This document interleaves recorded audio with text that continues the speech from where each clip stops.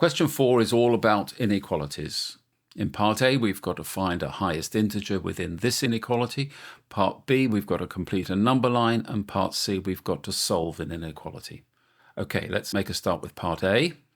Well, with this inequality, if n is an integer, and we count up from -2, yes, we're okay there. The next integer up is -1, 0, 1, 2, 3, 4 are all okay, but it can't be 5. That's the next one up. So the highest integer is equal to 4, and that's your first answer.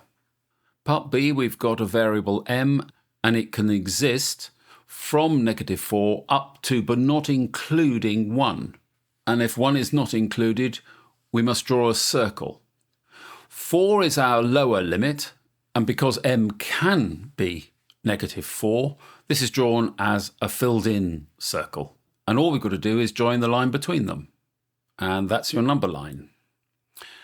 Here's our inequality that we've been asked to solve. Now, most of the time we can treat an inequality just like an equation. The only time we've got to be careful is when we multiply through by -1, where we have to swap the inequality sign round. So if this was an equation, I would add 4 to both sides to start with.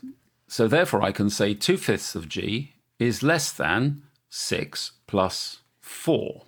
And also, just like an equation, my next step would be to multiply both sides by 5. So I get 2g is less than 6 plus 4 is 10, multiplied by 5, 50.